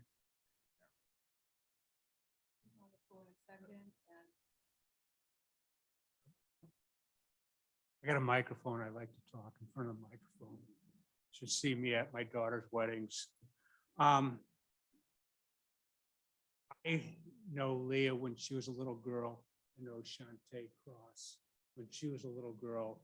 I knew a lot of these people over the years when nothing happened in Olivet. It was just standstill. There was no economic development. And the parks, those were the things that we had. And this building that we built, me and you, and the rest of the residents here, and these parks that are being redone and the community centers, they are unbelievable. It's because the citizens are involved in this project to get these things done. We voted unanimously to get the parks done, to get this building done. And I just have to say, we need to continue to have the residents be involved with the city government. We need you to come out and participate in our discussions. No, we're going to leave it there. But I thank you. Like everyone knows how I feel. I've known Mrs. Zide forever. She walks twice a day, once in the morning, once in the evening. But I appreciate everybody. And people move from Olivet. They go away to college and they move, but they always come back. It's a wonderful place to live. I'm staying. And you'll probably see me. I walk through Olivet all the time. And Drive. And you left retirement just to. Yeah, I to come flunked back to the- retirement, so I'm still trying to do this, but thank you very much. Thank you for all your support. Thank you for some of your kind words. And we appreciate you. Thank you. Not going to be outdone.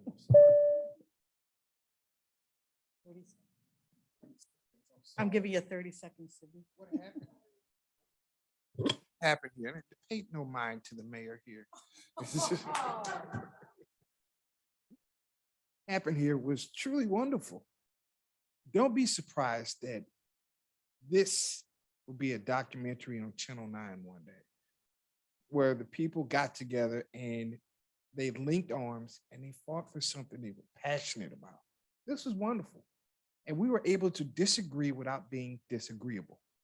Some of the things that were said, I don't agree with, but I will be honest with you. Your passion about what was said changed my mind about some things that I thought were in the right direction. And I didn't consider the effects that it would have on the people around this place. Honestly, I hadn't really given it that much thought. Shame on me, but we're all ignorant in some way.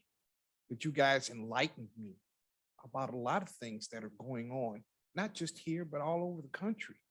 And I'm appreciative of your passion. It helps us to be the leaders that you put us in here to be. We are your neighbors. We live here too. I live right down the street. Many of you, I walk right past it, the Duke Crossing Chinooks all the time. That's why I always make sure I comb my hair when I go out.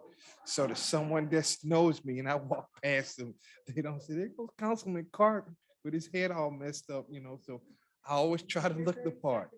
You see, like I said, Your 30 seconds. I'm are sorry, long but we gone. learn to agree without being Okay. disagreeable. Okay, and with But that, I'm thank you. shutting you Love down. you all. So I don't think there's anything left to say for, I think everyone has said, but we hope you'll come to more meetings and be a part of the dialogue. And at this point, I'd like to call for a vote.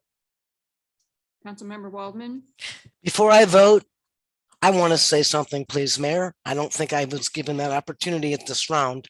Sorry. Yeah, we should Okay, short you get amount of 30 time I seconds got, also, too. just like Sydney. Ladies and gentlemen, 20 years ago, like Rick said, we clearly got involved with Olivet Community Connection to try to do the wonderful things that have been getting done for the last 20 years. We represent the people of Olivet. Not one business, we represent the people of Olivet. As the city manager said last week, the public hearing is the government process. It will continue to be the process. We, the council, I'm very appreciative of all the comments, of all the emails. And I'm glad that this day has come and this decision has come. Because what one may feel personally about something is not always the way someone feels as an elected representative of a wonderful community. And last but not least, Marion Zide, I'm really sorry that I'm sick and I'm not there to see you. God bless you. God bless everyone that has partaken in this process. Again, I'm going to remind you, it's time to re-engage the community in the priorities of the comprehensive plan. The city will exercise multiple formats to gather the input. Please stay informed through Twitter, Facebook, Nextdoor, your Olivet website, newsletter, and informational yard signs, and continue to be a process of information and sharing. Thank you very much. Now we'll call for the vote. Thank you. Councilmember Clark, Yes. Councilmember Knox, Yes. Councilmember Waldman, Yes. Chairman Carl, Yes. Mayor, Yes. motion passed. Thank you, everybody, and thank you for your patience. We have just 2 more items on the agenda. Hope you'll hang in there with us to finish out the meeting. Item number 8, please. Item number 8 is an update on the TAP grant for Centennial Greenway within Indian Meadows Park.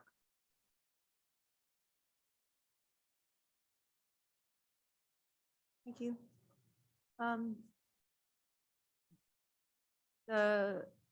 As the council's aware, the city in conjunction with Great Rivers Greenway applied for $1 million transportation alternative program grant or a TAP grant through the East West Gateway. We were successful in that application. As you are also aware, these types of grants, these are very similar to Surface Transportation Program grant, and they have a lot of steps in them. Typically in our STP grants, which we've used for Old Bonham Road, Dealman Road, we'd be able to use for North Price, there is not a lot of time spent on the environmental impact study because it tends simply just to be more of a mill and overlay. With this trail though, there are a number of components of the NEPA, of the National Environmental Policy Act, or the NEPA. There are a number of different things that may get triggered during an application process. I don't think I've ever been in a project before where every one of the NEPA articles was tagged and had to be addressed. And that's what happened with this. There are just I think partly because it was, well, I think the name of Indian Meadows Park threw up a couple of red flags with regard to the archaeological.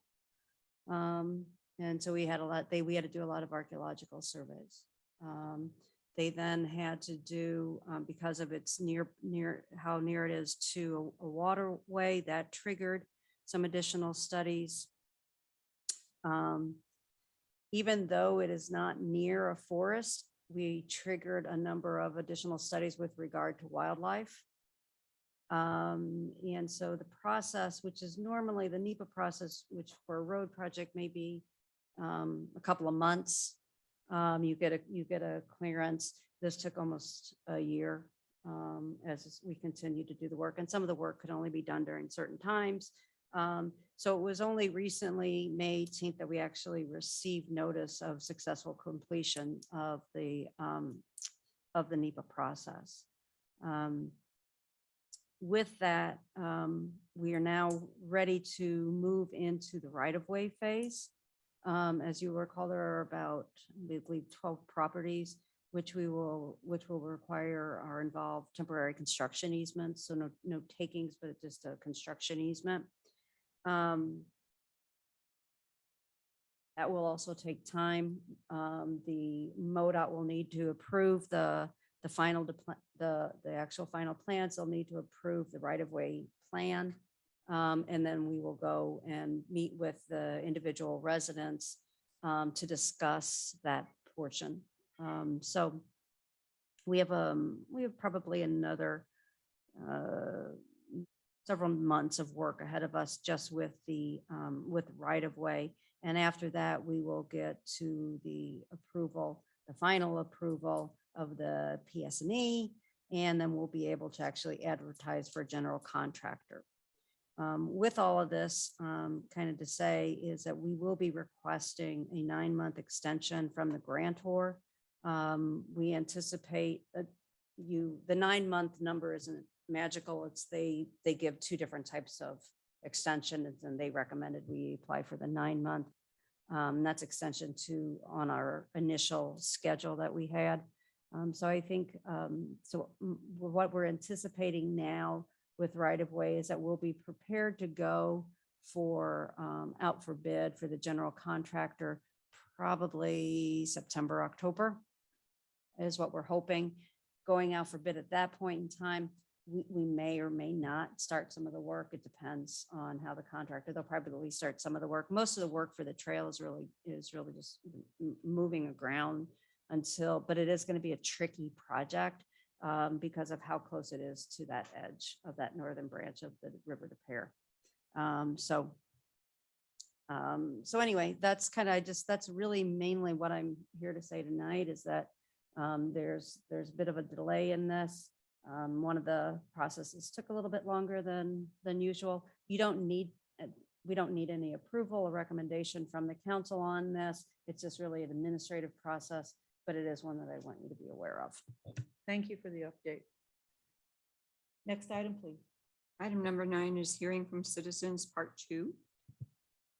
Citizens left in here that wish to speak, you'll need to fill out a card afterwards. You'll need to come back up and speak at the mic.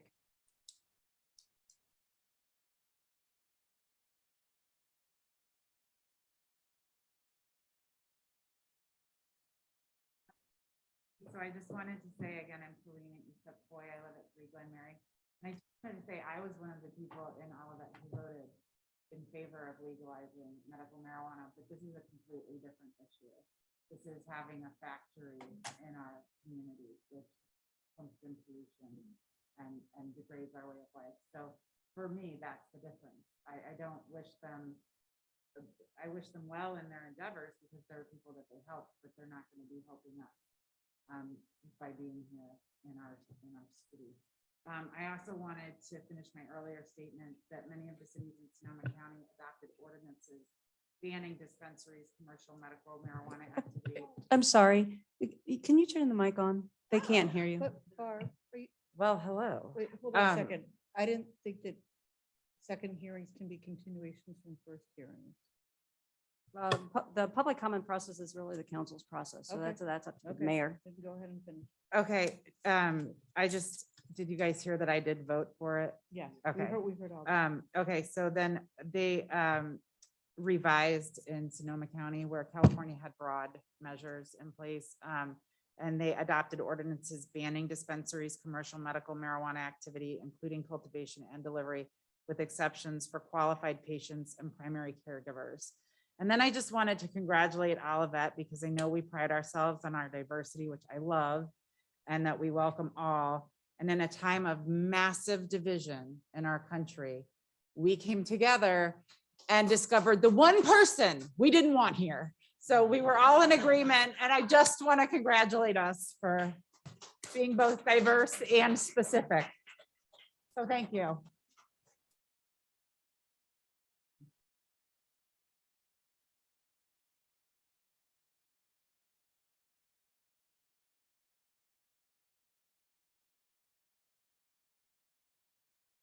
Again, Leah Silverman Bernstein, 8822 Iroquois Drive. I so appreciate what you've done, and I'm going to continue a little bit of what that woman just said. Sorry, I don't remember your name. I think the odor mitigation thing is not necessarily exactly, it started out as that. And as we studied and learned regarding just the full emissions picture in the air, in the water, in the soil, on health, waste, biogenic, volatile, organic compounds that I'd never heard that term before in my life. You know, and I also want to say that it's not just the smell. It's so much more than that.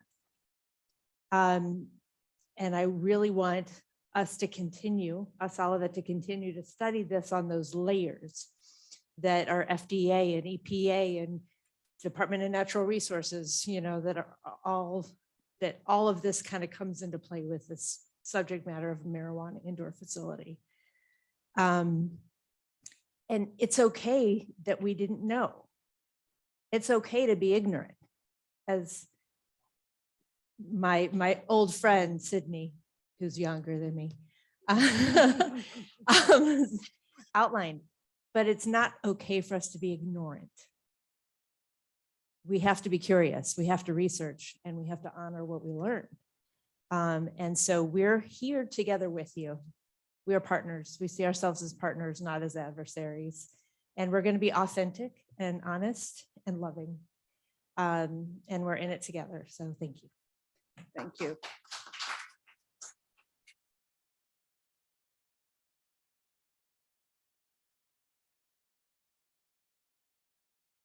We know we're in it together because we wouldn't be up here if it without you.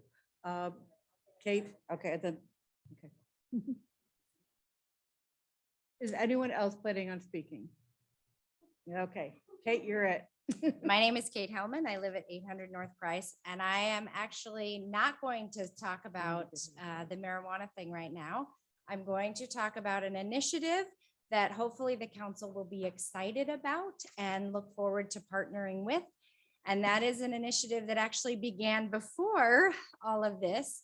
And it is a small group that I am creating called the Olivet Sustainability Advocates.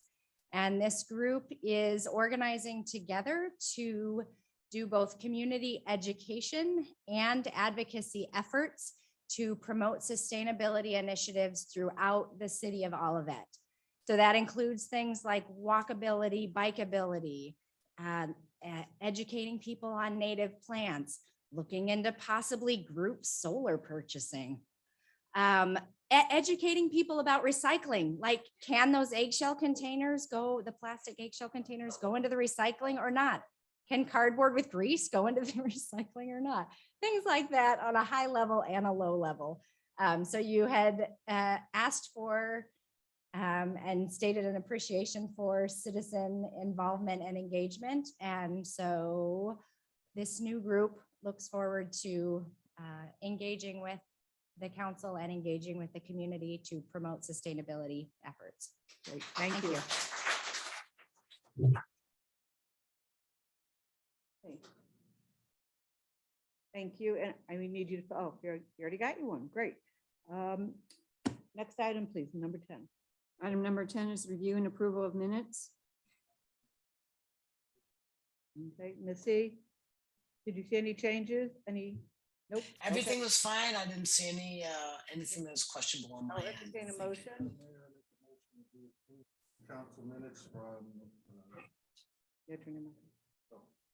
We approve city council minutes from May 10th, 2022, the work session minutes from April 30th, 2022, the minutes from work session May 14th, 2022, and the minutes from work session May 17th, 2022. Is there a second? Call for the vote, please. Councilmember Clark, Yes. Councilmember Knox, Yes. Councilmember Waldman, Yes. Chairman Carl, Yes. Mayor, Yes. motion passed. Next item, please. Item number 11 is the city attorney's report. Mayor, I have no report, no need for a closed session. Thank you. That's the best gift of all the night. No. And with that, I will take a motion for adjournment. I'd like to make a motion that we adjourn this meeting. Second. And thank you, everyone, for staying for the entire meeting.